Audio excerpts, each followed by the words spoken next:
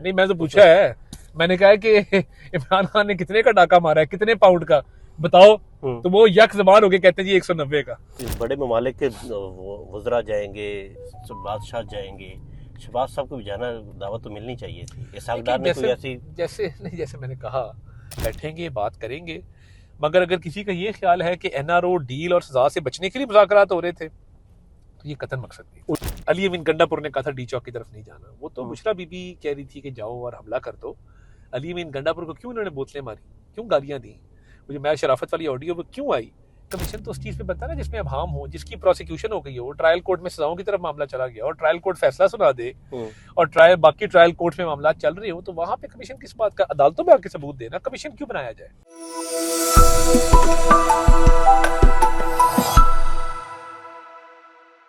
इस वक्त हमारे साथ वाकई वज़ीर इत्तलात अताउल्लाह तारड़ साहब हमारे साथ मौजूद हैं। तारड़ साहब, क्या हाल चाल है? बहुत शुक्रिया जनाब अली साहब, बड़ा मुश्किल से आपका टाइम मिला है। आज अपने हल्के में दिन गुजारा है, तो बड़ी रौनक थी आज हल्के के अंदर, तो बड़ा इंटैक्ट किया हुआ आपने हल्का। अल्हम्दुलिल्लाह, लोगों से एक ताल्लुक है, मैं लोगों से जुड़ा रहता हूँ।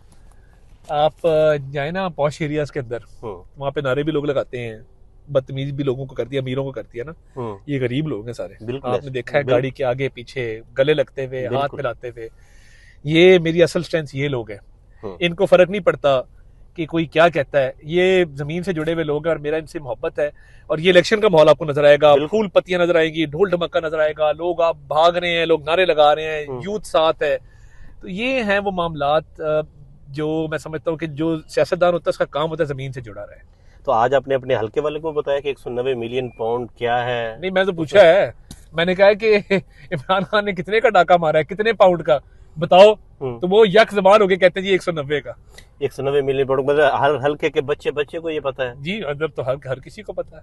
तो अब दोबारा अपील में जाएंगे 190 मिलियन पाउंड केस में, तो उसके क्या आपको क्या लग रहा है कि उसमें रिलीफ मिल सकता है उन्हें इस्लामाबाद हाई कोर्ट से? देखिए, कानूनी तौर पे पहली बात तो ये है कि अपील तब लगनी चाहिए जब दरखास्त जिस नंबर पे आए। ये नहीं हो सकता कि बूटे की और बशीर की अपील जो है वो 2-2 साल बाद लगे। पॉलिटिकल एलीट अपनी अपीलें पहले लगवा ले, तो मैं नहीं समझता कि एक तो अपील इतनी जल्दबाजी में उजरत में लगनी चाहिए। पहली बात तो ये है, फर्स्ट इन फर्स्ट आउट, जो पहले अपीलें पेंडिंग है पहले वो सुनी जाए, फिर ये अपील लगे। दूसरी बात ये है कि अपील के अंदर कुछ स्ट्रॉन्ग पॉइंट्स होते हैं ना। अभी इन्होंने केस लड़ा है, अब मजहबी कार्ड इस्तेमाल कर रहे हैं। मुझे बताएं कि अगर इनके पास लीगल आर्ग्यूमेंट होते तो ये लीगल बहस करते और कहते हैं कि जी ये कानूनी तौर पे ये सुकम है इसके अंदर। ये कह रहे हैं जी सीरत पे चलने की सजा मिली है। भैया उधर कौन से सीरत के कोर्सेज हो रहे हैं यूनिवर्सिटी के अंदर? या आपने जो 5-5 कैरेट की अंगूठियां मांगी हैं, या आपने 25 करोड़ का जमान पार्क का घर बनाया है, या आपने 200 कनाल जमीन रिश्वत में दी है, तो वो क्या आपने कौन से दीन पे अमल करते हुए ली है? तो ये दीन के पीछे या मजहब कार्ड या इस्लामी टच तब आता है जब पता हो कि जी और कोई डिफेंस नहीं है। लीगल तो केस इन्होंने लड़ा ही ना। आप जहां देखेंगे आपको पॉलिटिकल आर्ग्यूमेंट नजर आएंगे। अच्छा, इस केस के हवाले जो सजा हुई है 190 मिलियन पाउंड के हवाले से इस केस में, तो द टेलीग्राफ ने आज स्टोरी की है कि इस सजा से आपने ट्रम्प इंतजामिया को समझ दावत दी है अपने खिलाफ। देखिए, मैं ये समझता हूँ कि जो बैनुल अक़वामी सतह पे हमारे ताल्लुकात होते हैं वो state to state, foreign office to foreign office होते हैं। उसके अंदर जो सोशल मीडिया की सनसनी है या सोशल मीडिया का नैरेटिव है वो उसमें कहीं इस्तेमाल नहीं होता। और अभी बिलावल भुट्टो साहब जा रहे हैं उसके ऊपर, तो ये क्या वो उस वक्त फिर क्या करेंगे? नहीं, मैं तो समझता हूँ कि देखिए ना, एक जमात ने तासुर क्रिएट किया जी हम तो बस तैयारी है।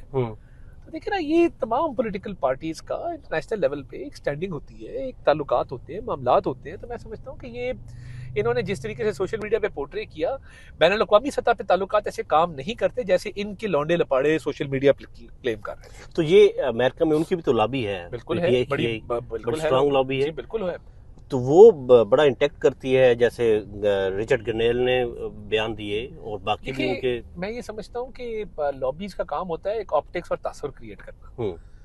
पॉलिसी क्या बनती है, पॉलिसी पे अमल क्या होता है, वो स्टेट्स के दरमियान ताल्लुकात होते हैं। बिकॉज स्टेट्स तयन करती हैं अपने ताल्लुकात के लेवल का, अपने स्ट्रेटेजिक टाइज का और अमल दरामद का। तो ऑप्टिक्स तक तो चले ठीक है, बट अमल दरामद की जब बारी आएगी ये देखना होगा कि क्या कल हलफ है ट्रंप का, तो लगता है कि अगर ट्रंप साहब ने कह दिया कि इमरान खान को रिलीज किया जाए तो हुकूमत पाकिस्तान का क्या रिएक्शन जैसा होगा? मैंने कहा कि स्टेट टू स्टेट मामलात ऐसे होते नहीं होते। और किसी मुल्क में किसी कोर्ट के डिसीजन के ऊपर कोई मुल्क किसी दूसरे मुल्क को मैंने आज तक नहीं देखा कहे कि जी ये कोर्ट केस है इसको इस तरह करते। तो ये इनकी ख्वाहिशात तो हैं और ये बहुत ज़्यादा इस पर उन्होंने शोर शराबा भी किया। बट मैं समझता हूँ कि हमारे अच्छे ताल्लुकात हैं तमाम दोस्त ममालिक के साथ और बराबरी की सतह पे ताल्लुकात होते हैं और उस पर फ़ॉरेन ऑफिस जो है वो पॉलिसी देता है बाकायदा। ये इनकी बहुत खाम ख्याली और मुझे लगता है कि विजुअल थिंकिंग है जिसके तहत इन्होंने एक पॉलिटिकल बयानिया बनाया। शहबाज साहब क्यों नहीं गए हल्फ के ऊपर, दावतनामा नहीं आया? नहीं देखिए बात ये है, मैंने जैसे कहा शहबाज साहब के उसके ऊपर हमने कितने ममालिक को बुलाया, ये स्टेट टू स्टेट होता है ना, तो स्टेट टू स्टेट मामला जो होते हैं वो फॉरेन ऑफिस तय करता है और हर मुल्क का फॉरेन ऑफिस बताता है कि किसने कब आना है, क्या मामलात होने हैं, विजिट्स कब होंगे, ओथ पे कौन आएगा। तो मैं समझता हूँ कि ये state to state policy declare होती है जो ये इसका तयन करती है। तो बड़े ममालिक के वज़रा जाएंगे, बादशाह जाएंगे, शहबाज साहब को भी जाना, दावत तो मिलनी चाहिए थी। इसहाक डार ने कोई ऐसी जैसे मैंने कहा कि शहबाज साहब का जब वोट हुआ तो देखिए ना वो उसके अपने डायनामिक्स होते हैं, तो हर चीज के अपने डायनामिक्स हैं। कोई इसको मैं नहीं समझता कि ये कोई बहुत बड़ा इशू है। तो ये तो पीटीआई तो यूज करेगी एज ए पॉलिटिकली, वो यूज करेगी ना। क्लेम तो उनकी तरफ से था ना कि हम पूरी पार्टी को बुलाया जाएगा, हमने तो क्लेम नहीं किया। सलवारा को राजा करे हमारे तो 20 लोग ज्यादा को दावतनामा आए, वो फिर लेकिन वो जाएंगे नहीं। वो यहाँ से यूनियन काउंसिल के चेयरमैन भी जा रहे होंगे क्या कह सकते हैं इसमें। अच्छा, एक तो 190 मिलियन पाउंड के हवाले से बड़ी बात हो रही है कि आप लोगों ने कल उलमा को लेके आए हैं। इद्दत केस में उलमा को इस तरह सामने नहीं लाया गया और कल की प्रेस कॉन्फ्रेंस में आप लोगों ने कहा उलमा को साथ बैठा के अपने प्रेस कॉन्फ्रेंस की, इसको बड़ी तनकीद हो रही है, क्या कहेंगे इसको? देखिए उलमा क्यों आए थे? उलमा ये कहने आए थे कि अपनी करप्शन को, अपनी रिश्वत को, अपनी डकैती को छुपाने के लिए अल्लाह रसूल का नाम मत लें। ये एक घिनौनी हरकत है। मैं सियासत करता हूँ, 3 नस्लों से हमारी फैमिली में सियासत है। आज तक मजहब को इस्तेमाल नहीं किया लोगों के जज्बात को उभारने के लिए। मुझे पता है जो चीज मैं जिधर मैं कसूरवार हूँ मैं जवाब दूंगा, लोग आके पकड़ेंगे, ये गली मोहल्लों में फिर रहे हैं, मैं इन लोगों को जवाब दे हूँ। बात ये है कि जहां पे आप पकड़े जाएं वहां पे आप कहें जी सीरत पे चलने की सजा मिली, जहां आप पकड़े जाएं वहां कहें जी फलां मुल्क में तो शरीयत रोल बैक हो रही थी, हम शरीयत के ठेकेदार हैं। तो ये उलमा सिर्फ इसलिए बैठे थे कि सियासत और मजहब को दूर रखें, मजहब को मत इन्वॉल्व करें अपने करप्शन के केसेस के अंदर। और ये भी बात तवज्जो तलब है कि कौन सी सीरत की क्लासेस पढ़ाई जा रही है, कौन सा आलिम है जो वहां पे आलम कोर्स करवा रहा है या मुफ्ती बनने का कोर्स आ रहा है, कुरान पाक की तालीम दी जा रही है, सब झूठ है। अच्छा, ये अहमद नूरानी ने एक खबर ब्रेक की है कि जो एनसीए और आली रियाज के दौरान जो खुफिया मुआहदा था और बरतानी अदालत उसमें सुप्रीम कोर्ट को ही जाने थे ये पैसे 190 मिलियन। तो ये बात आप लोगों के पास भी वो खुफिया डॉक्यूमेंट्स आपके पास मौजूद है, तो आप लोग डीकोड क्यों नहीं कर देते? मेरे पास जो डॉक्यूमेंट है तो मैंने कल प्रेस कॉन्फ्रेंस में जिसका जिक्र किया, आप चला भी दीजिएगा, वो डॉक्यूमेंट वो है जिसके अंदर शहजाद अकबर ने इसको करप्शन का पैसा डिक्लेयर करके रिकवर्ड अमाउंट के तौर पे लिखा है कि ये हमने रिकवर किया है। तो फिर शहजाद अकबर के एसेट रिकवरी यूनिट ने उसको रिकवरी अमाउंट क्यों शो किया कि हमने रिकवर किया है और ये करप्शन का पैसा है और ये स्टेट ऑफ पाकिस्तान को रिपैट्रिएट हुआ है।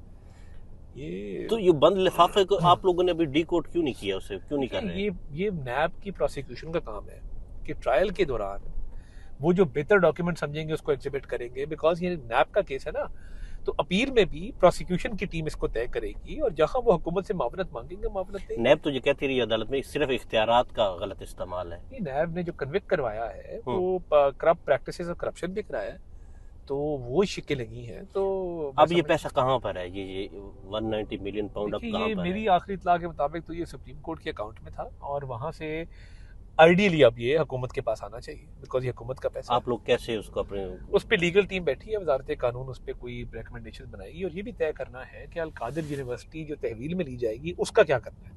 तो उसको अच्छी यूनिवर्सिटी बनाना है, कोई उसको एक और लेवल पे लेके जाना है, जो भी मामलात होंगे वो हुकूमत बैठ के तय करेगी। वो तो सूबाई हुकूमत देखेगी या वफाक देखेगा? ये भी अभी कानूनी टीम इस पर मुशावरत कर रही है, जो जज की मंशा के मुताबिक जिसके पास भी आया उसका फैसला करेगा।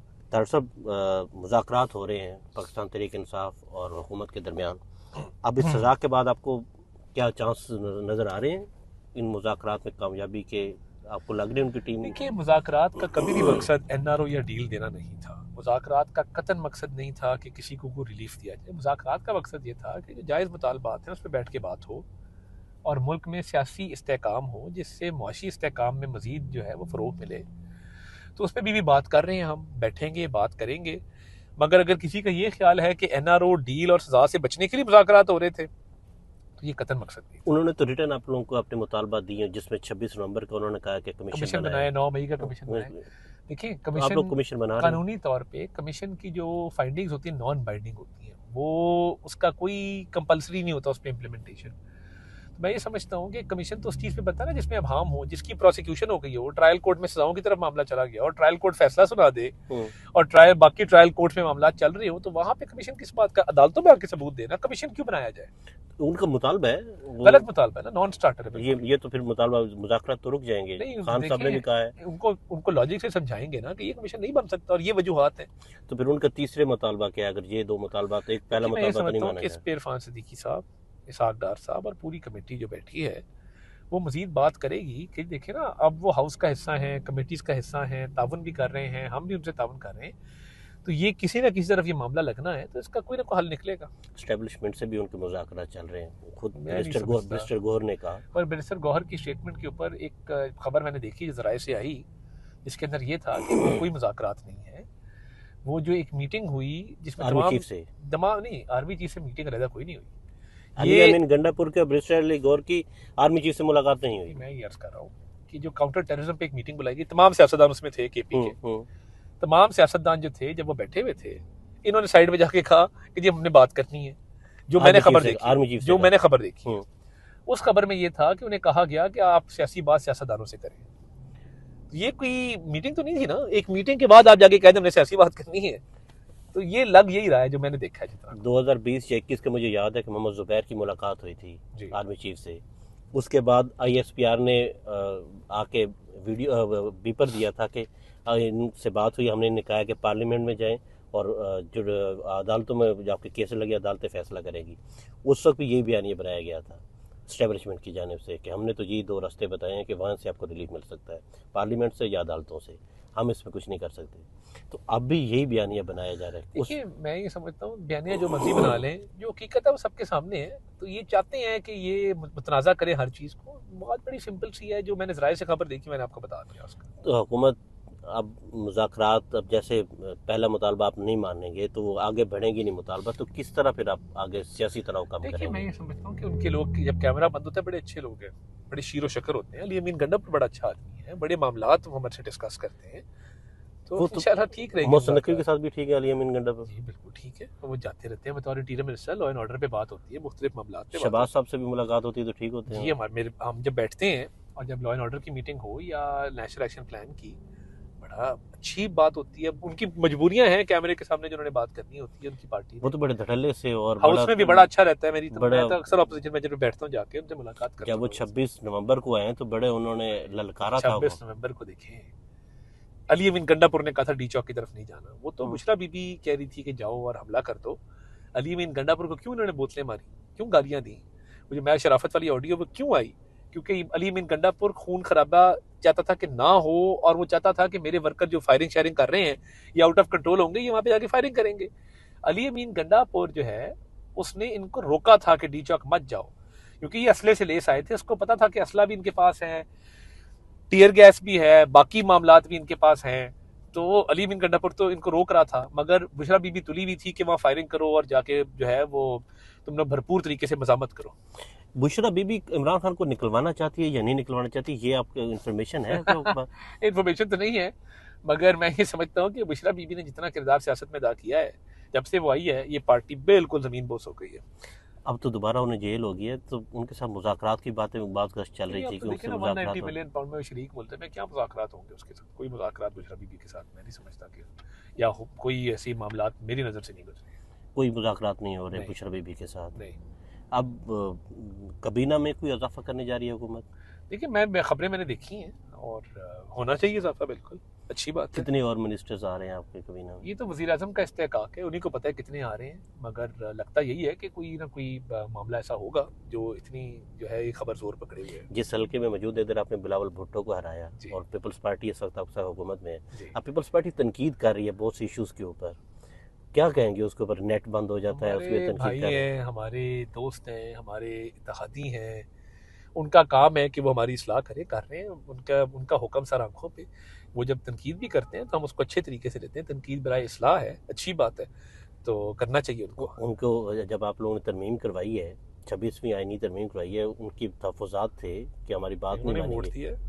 वोट तो दिया उन्होंने। हाँ। उनकी कुछ चीज़ें जो मौलाना फजल रहमान के साथ तय हुई बाद में हुई हैं, तो आप लोगों ने मानी नहीं हुकूमत ने, जिसके ऊपर बड़ा एतराज़ करते रहे बिलावल भुट्टो। देखिए, मैं समझता हूँ कि उनके जो तहफ़्फ़ुज़ात होते हैं, हम हतुल मसाक कोशिश करते हैं कि उनके तहफ़्फ़ुज़ात दूर हों, तो हमारे उनसे बड़े अच्छा रवाबित हैं, तो वो क्यों फिर बाद में पब्लिक के लिए? देखिए, वो उनका हक है, वो ज़रूर वोट गेन करते हैं। नहीं, देखिए, उनका हक है कि वो ज़रूर हमारी इस्लाह करे और तनकीद भी करे, अच्छी बात है, ये जमहूरी माशरों में ऐसा ही होता है। 27वीं आईनी तरमीम भी आ रही है। अभी तक फ़िलहाल कोई मेरे नज़र से ऐसा मामला नहीं गुजरा, ना कोई ज़ेरे गौर आया। तो 27वीं आईनी तरमीम आनी है, ये अब मैं इस वक्त कबल अज़ वक्त होगा ये कहना। बहुत शुक्रिया, थैंक यू जी, बहुत मेहरबानी।